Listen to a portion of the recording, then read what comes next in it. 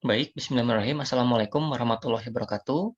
Kita lanjutkan lagi ke materi yang ketiga ya. Hari ini kita akan bahas mengenai analisis grafimetri.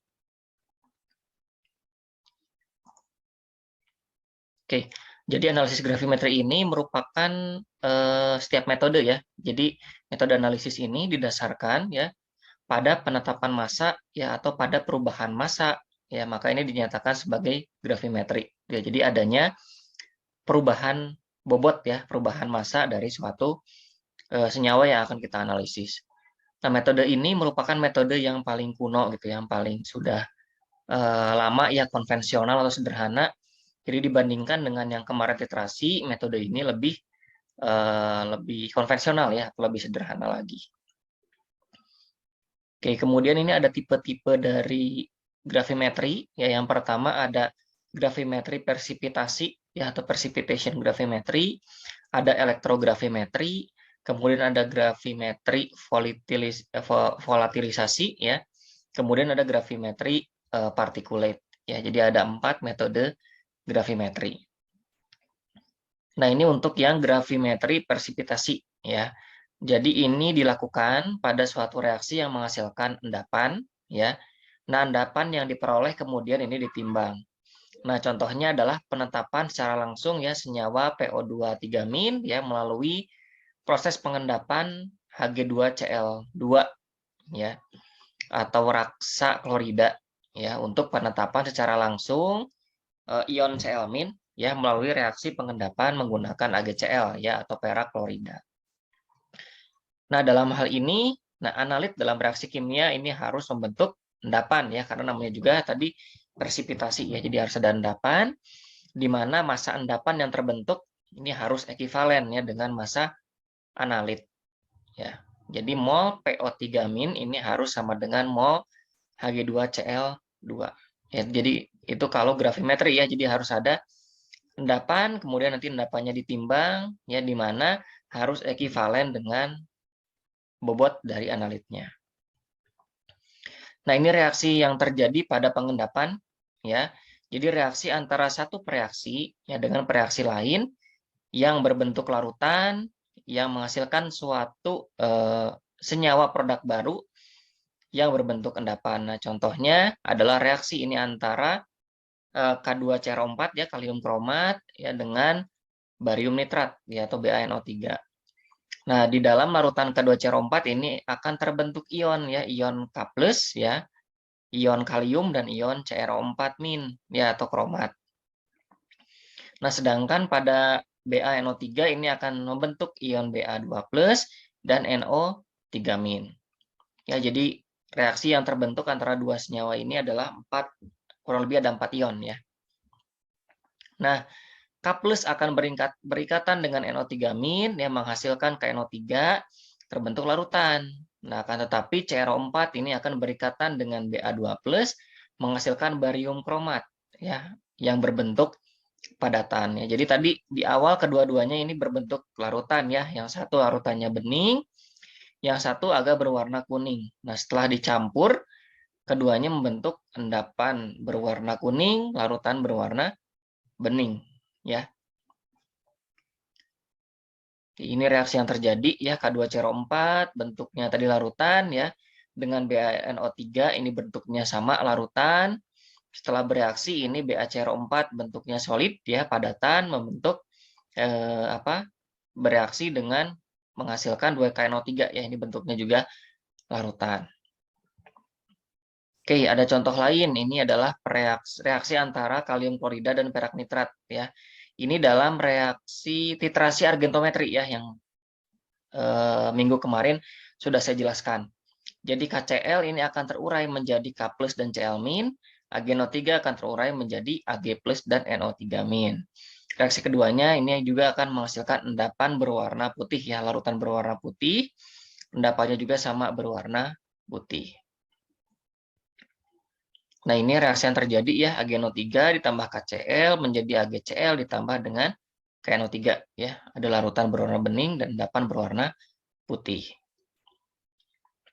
Oke, ini cara memprediksi reaksi yang terjadi. Nah, ini juga pernah kalian lakukan pasti ya kemarin di semester kemarin di mata kuliah kimia dasar ya.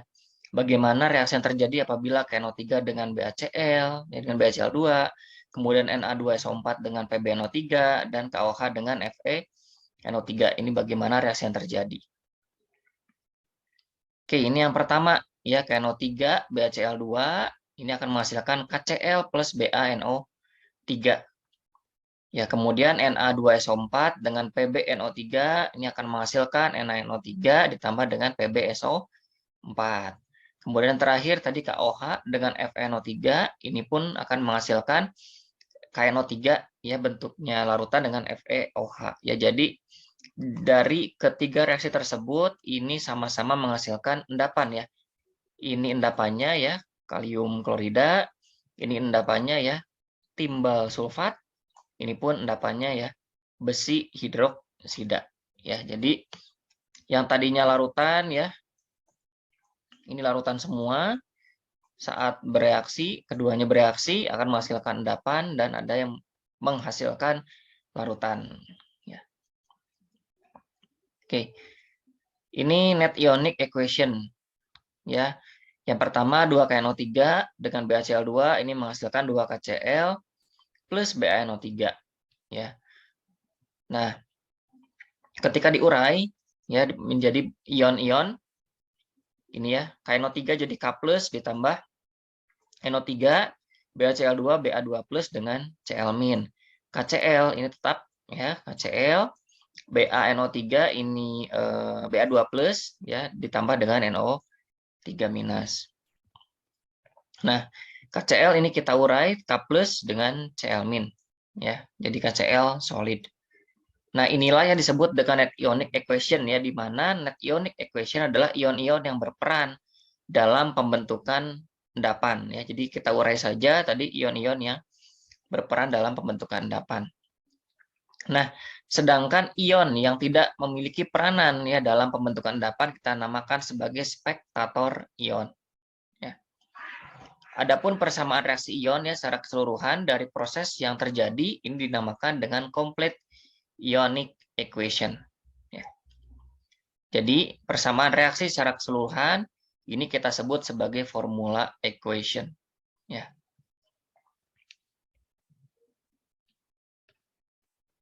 Oke, ini ada contoh soal ya. Jadi tuliskan ini persamaan reaksinya ya. Jadi ini ada potasium klorida ya, bentuknya larutan ditambahkan dengan larutan juga ya, silver nitrat ya, AgNO3 ya. Kemudian ini membentuk endapan AgCl ya plus larutan potasium nitrat ya. Nah, yang kedua ini bentuknya sama larutan ya, potasium hidroksida dicampur dengan larutan juga ya, besi nitrat, akan membentuk endapan besi hidroksida dan larutan potasium nitrat. Nah, kemudian ini kita kita bentuk ya, atau kita buat persamaan reaksinya, kemudian tentukan complete ionic equation-nya dan net ionic equation-nya yang mana gitu. Oke, yang pertama tadi ya, KCl ditambah HgNO3 menghasilkan endapan ya. Endapannya AgCl ditambah KNO3. Nah, ini kita urai ya. Complete ionic equation-nya berarti ini ya. K+ ya ditambah Cl- ditambah Ag+ ditambah NO3- menghasilkan tadi ya endapan AgCl ditambah K+ ditambah dengan NO3-. Ini net ionic equation-nya berarti yang AgCl ya. Cl- ditambah Ag+ menjadi AgCl. Ya, itu formula equation complete ionic ya dan net ionic. Nah, ini penetapan massa produk yang terbentuk ya. Hitung itu ya massa NaCl yang terbentuk ya dari 1,5 liter ya AgNO3 0,1 m dengan yang terbentuk ya, ion Ag yang terbentuk dari AgCl ya, jika diketahui ArNa23 Cl-nya 35,5. Oke, kita buat dulu persamaan reaksinya ya, NaCl ditambah AgNO3 menjadi NaNO3 ditambah dengan AgCl ya, bentuknya padat. Nah, mol AgNO3 sama dengan M dikali V kemarin ya. 0,1 M ini dari soal tadi ya. 0,1 M ditambah 1,5 liter ya dari sini. Ini menghasilkan 0,15 mol. Maka mol NaCl adalah 1:1 ya. 1/1 dikali 0,15 sama 0,15 mol. Nah, berapa masanya? Nah, berapa mol ya? Berapa masanya? Mol dikali dengan mR ya. Berarti 0,15 dikali dengan mR dari NaCl ya, 58,5. Jadi bobotnya adalah 8,755 gram. Ya, ini endapan yang terbentuk. Oke, ini tadi langkah penyelesaiannya ya. Jadi tentukan dulu persamaan reaksi yang terjadi, kemudian setarakan reaksinya ya. Ubah seluruh komponen senyawa ke dalam satuan mol, kemudian hitung ya massa yang ditanyakan. Jadi tadi yang harus digarisbawahi rumus yang kemarin saya tunjukkan ya. Mol sama dengan massa per mR. Jadi kalau ditanya massa berarti massa sama dengan mol dikali dengan mR. Oke, ini soal yang kedua. Ya, ini larutan ya, Na2SO4 dengan PbNO3 dicampur terbentuk endapan PbSO4 ya. Hitung massa PbSO4 yang terbentuk dari 1,25 liter ya. PbNO3 0,05 molar dan 2 liter Na2SO4 0,025 molar ya. Jika diketahui ini ARPB-nya 207, S-nya 32, O-nya ini 16. Oke, pertama kita buat dulu persamaan reaksi. Na2SO4 ditambah PbNO3 menghasilkan larutan NaNO3 ya dan endapan ya, endapan PbSO4. Nah, mol PbNO3-nya M kali V ya, sama tadi 0,05 ini dari soal ya. 0,05 dari soal ya.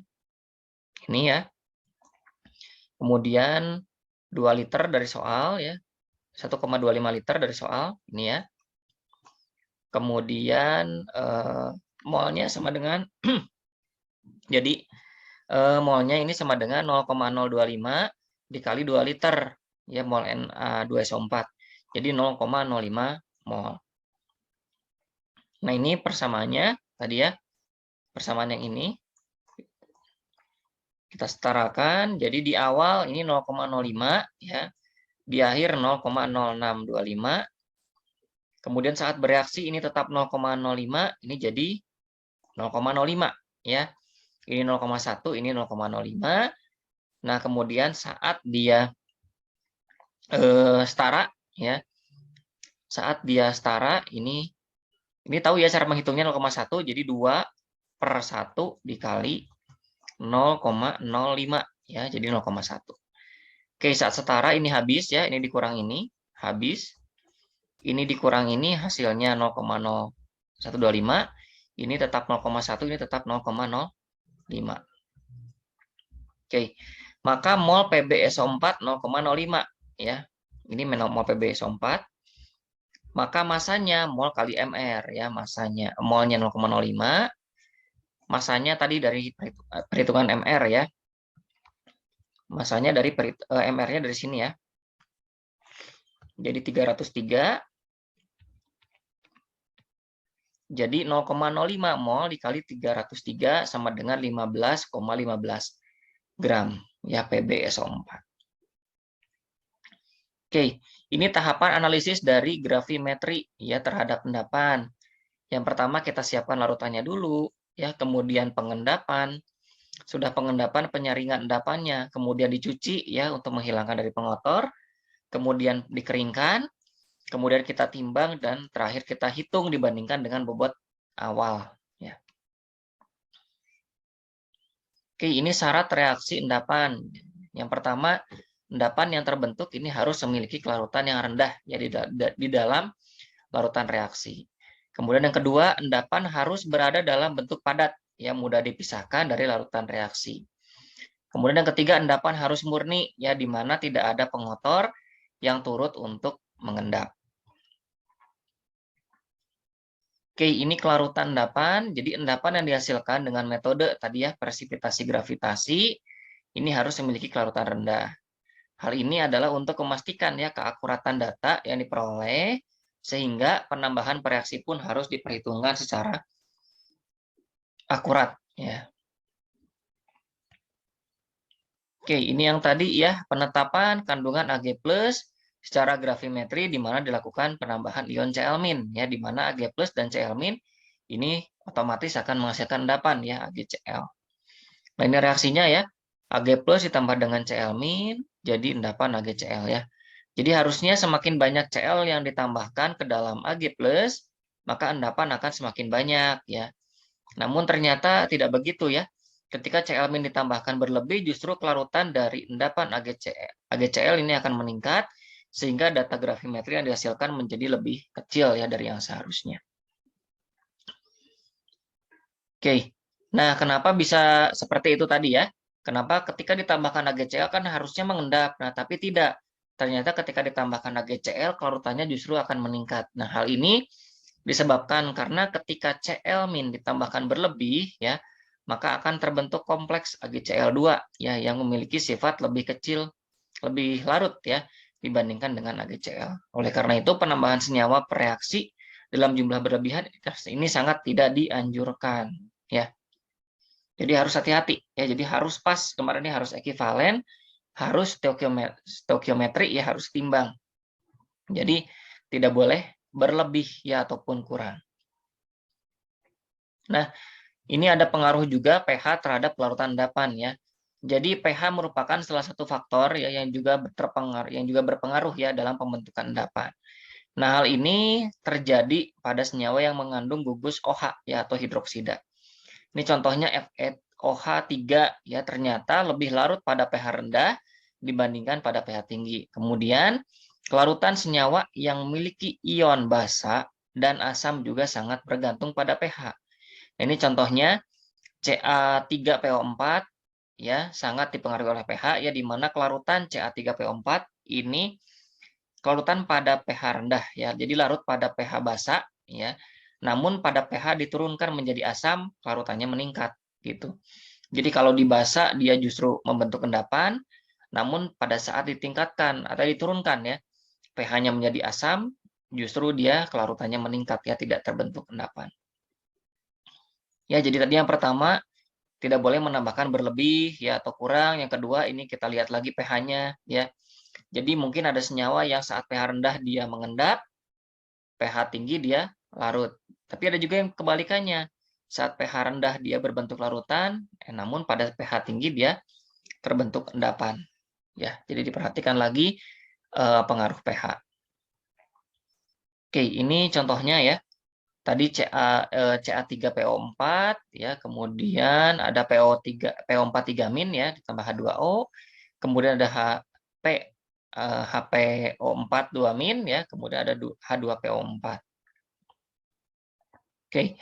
Kemudian ini lanjut ke murnian endapan ya, reaksi pengendapan selalu menghasilkan endapan ya yang masih tercampur sehingga terbentuk endapan pengotor. Nah, endapan ini harus dipurnikan terlebih dahulu ya sebelum dilakukan analisis gravimetri ya. Sumber pengotor ini bisa dari interaksi fisika ya, kimia yang terjadi di permukaan endapan.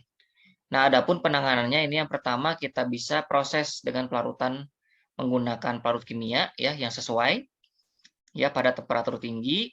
Nah, larutannya selanjutnya didinginkan ya sehingga terbentuk endapan kembali.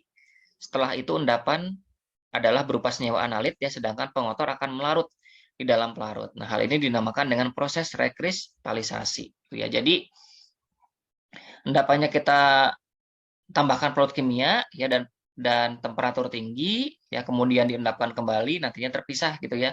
Endapannya tetap terbentuk endapan namun pengotornya dia akan berbentuk larutan ya ini dinamakan dengan proses rekristalisasi. Nah, pemisahan endapan dan pengeringan endapan ya. Pemisahan endapan ini kita bisa lakukan proses filtrasi ya. Endapannya terlebih dahulu dilakukan proses pencucian ya atau rinsing, kemudian dilakukan proses pengeringan ya, akhirnya endapan dapat dihitung masanya ya. Kalau ini disaring ya atau difilter. Nah, selanjutnya elektrogravimetri ya. Analit disimpan dalam bentuk lapisan film ya padat pada salah satu elektroda ya pada sel elektrokimia. Ya ini pasti pernah kalian pelajari juga ya di materi akhir di kimia dasar ya membahas juga tentang elektrokimia. Nah, terjadinya proses oksidasi Pb2+ ya pada sampel dapat dihitung ya di mana Pb2+ tersimpan di dalam bentuk padatan ya PbO2 pada anoda ya berbahan platina. Nah, menghitung massa PbO2 ini dari menghitung massa Pb2+ ya dari massa PbO2 ini disebut sebagai elektrogravimetri ya. Jadi mol Pb2+ ini sama dengan mol PbO2. Oke, ini volatilization gravimetri ya, gravimetri volatilisasi. Ini melalui perhitungan bobot senyawa yang hilang setelah dilakukan pemanasan ya. Contohnya pada proses penetapan kelembaban ya suatu bahan makanan di mana energi panas akan menguapkan kandungan air ya dalam bahan makanan. Gram H2O ini sama dengan massa sebelum pemanasan dikurangi dengan massa setelah pemanasan itu ya. Jadi berdasarkan komponen-komponen yang mudah menguap ya intinya volatilisasi ya. Volatil berarti mudah menguap. Kemudian particulate gravimetri ya ini analit terlebih dahulu diisolasi ya dari matriks melalui proses ekstraksi ataupun filtrasi ya. Analit dalam bentuk padatan yang telah berhasil dipisahkan dari matriks tersebut selanjutnya ditimbang ya. Sehingga diketahui masanya. Metode ini kita namakan sebagai particulate ya. Particulate partikel ya. Partikel yang didapatkan dari mana? Ya tadi dari proses ekstraksi dan proses atau proses filtrasi ataupun ekstraksi. Oke, ini selected precipitan ya atau endapan terpilih ya dari proses gravimetri secara inorganik ya, kation dan anion ya. Jadi ini analitnya ya, ini presipitannya atau endapannya ya, ini endapan yang terbentuk ya. Ini endapan yang terlarut ya, gitu ya. Ya, jadi ini analit, ini presipitan, ini endapan terbentuk, ini endapan yang terlarutnya. Ya. Endapan yang dihitung ya. Ini endapan yang dihitung, ini endapan yang terbentuk ya. Oke. Ini beberapa reaksi ya. Beberapa reaksi dari homogeneous precipitation ya dan inorganik, endapan inorganik terpilih ya. Beberapa reaksinya ya. Nah, ini beberapa tadi ya. Presipitan gravimetrik terpilih ya, metodenya menggunakan inorganic ions ya dan organik presipitan ya. Ada dimetil glioxim ya, ada cupferon, kemudian ada cupron ya. 1 nitroso 2 naptol ya, sodium tetrafenilborat dan nitron ya. Oke, kemudian ini dengan metode analisis ya, organik fungsional group ya atau gugus fungsi ya dan heteroatom. Ya, ini presipitannya ya, ini precipitate-nya. Nah, ini contoh ya. Contoh perhitungan ya. Jadi coba hitung gitu ya. Berapa magnetit gitu ya, kemudian Fe3O4 ya. Ya, jika dimurnikan ya 1,55 gram sampel ya HCl ya, kemudian dicampur dengan Fe2+, Fe3+ ya, kemudian ditambah NO3 ya, kemudian Fe3+-nya ini terbentuk dari endapan Fe3OH ya dengan penambahan NH3, kemudian difiltering, di-rinsing, tadinya dicuci, di-igniting ya, terbentuklah endapan 0,85 gram ya dari Fe2O3 ya. Kemudian hitunglah berapa persen bobot per bobot ya Fe3O4 di dalam sampel. Nah, jika diketahui ini MR-nya Fe3O4-nya 231,5, Fe2O3-nya 160 ya.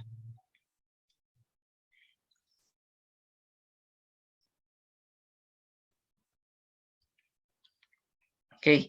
Fe3 yang terdapat dalam 1 mol, Fe2O3 2 mol ya, ini dari sini. Kemudian Fe yang terdapat dalam 1 mol Fe3O4 3 mol ya, dari sini 3 mol, di mana Fe pada Fe2O3 berarti Fe pada Fe3O4 gitu ya. Ini ya. Jadi sama. Jadi 3 mol Fe3O4 sama dengan 2 mol Fe2O3 ya. Maka mol Fe3O4 sama dengan 2/3 ya. 2/3 dikali massa dikali MR Fe2O3 ya. Maka mol Fe3O4 2/3 dikali 0,85 ya, ini dari soal tadi 0,85 dibagi dengan 160 dari sini ya. Dibagi dengan 160. Nah, maka hasilnya 3,5 kali 10 pangkat min 3 mol. Maka massa Fe3O4 sama dengan 3,5 kali 10 pangkat min 3 dikali 231,5. Maka hasilnya 0,82 gram Fe3O4. Maka persen bobot per bobot dari Fe3O4 adalah 0,85 ya, dibagi 1,55 dari sini ya. Dari 1,55 ya, maka hasilnya sama dengan 52,90%. Oke, ini soal yang kedua ya. Jadi ada 0,6 gram sampel ya, yang mengandung Al dan Mg ya. Nah, ini terbentuk ya, tercampur gitu ya. Nah, aluminium dan magnesium ini ada endapannya ya, diendapkan menggunakan 8 hidroksikwinolin ya. Kemudian terbentuk tadi ya endapan Al ya, C6H6NO3 dan Mg C6H6NO2 ya, dengan bobot 7,82 gram. Nah, kemudian igniting the precipitation convert ya, kemudian tercampur ya, membentuk tadi Al2O3 dan MgO dengan bobot 1 gram ya. Kemudian hitung persen bobot per bobot Al dan persen bobot per bobot Mg di dalam campuran tersebut ya. Dimana ini MR-nya untuk Al ada 459, Mg ini ada 313, Al2O3 102 dan MgO 40 ya, Mg24 dan Al27. Oke, kita hitung. Ini massa tadi Al ya dan massa Mg ya 7,82 gram, massa AlO3 dan MgO-nya 1 gram ya. Dari soal ini ya. Kemudian dalam 1 mol Al ini terdapat 1 mol Al ya, dalam Al ini kan hanya ada 1 mol Al ya. Sedangkan dalam yang ini Al2O3 ada 2 ya, karena ada 2 ya. 2 mol Al. Nah, Al di dalam Al2O3 ya, Al dalam campuran Al C6H6NO3, maka 2 mol Al2O3 sama dengan 1 mol ya, Al C9H6NO3. Maka mol AlO2 ini 1/2 ya, 1/2 dikali massa per mr ya, maka mol Al2O3 sama dengan 0,5 dikali massa dibagi 459,5, ini dari soal ya, 459,5. Oke, maka mol Al2O3 sama dengan 0,0011 dikali massa Al C9H6NO3 ya, maka massa Al2O3 0,0011 dikali mr dikali massa dari Al C9H6NO3. Maka massa Al2O3 sama dengan 0,0011, ini 102 dari soal ya.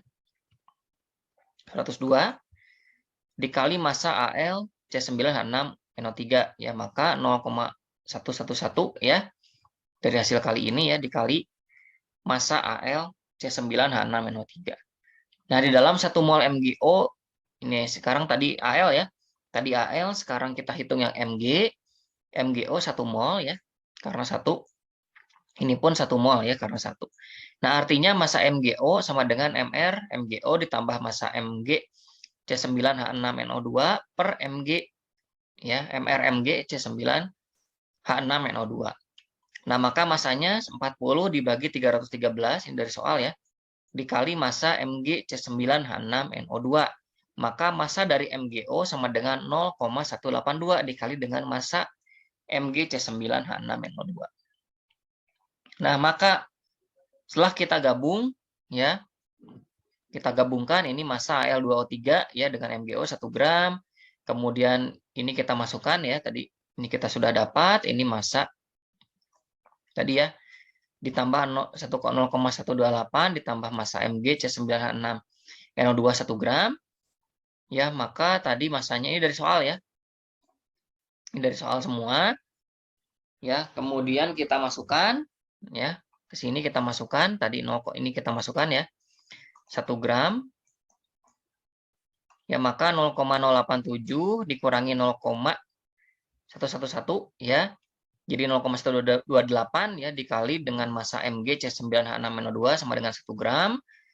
Maka 0,017 massa MgC9H6NO2 sama dengan 0,13 gram. Nah, massa MgC9H6NO2 0,13 per 0,017 sama dengan 7,65 gram.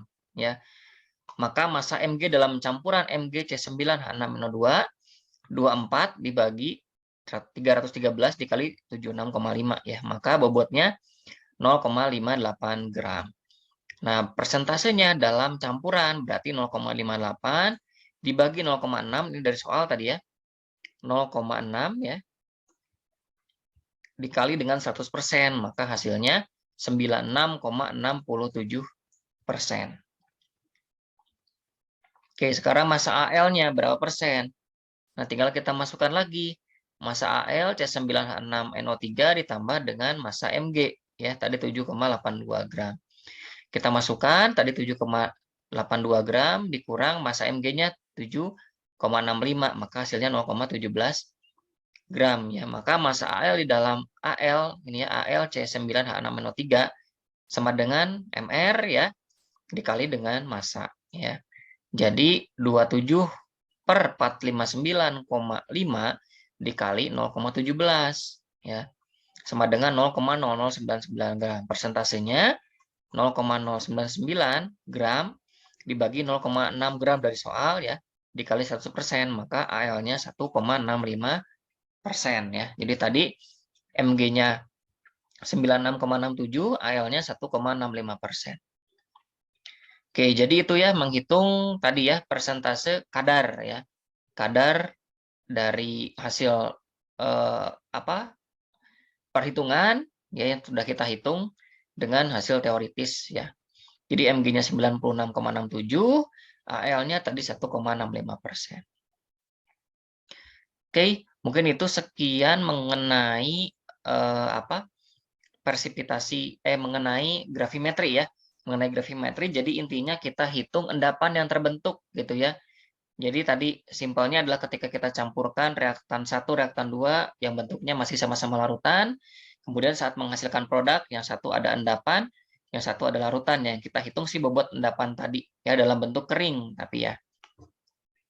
Oke, mungkin itu saja untuk pertemuan hari ini ya. Cukup sekian, jangan lupa kepada ketua kelasnya untuk mengisi nantinya ya BAP di Sisvo ya. Oke, mungkin itu saja untuk pertemuan kali ini. Saya tutup ya. Sekian, wassalamualaikum warahmatullahi wabarakatuh.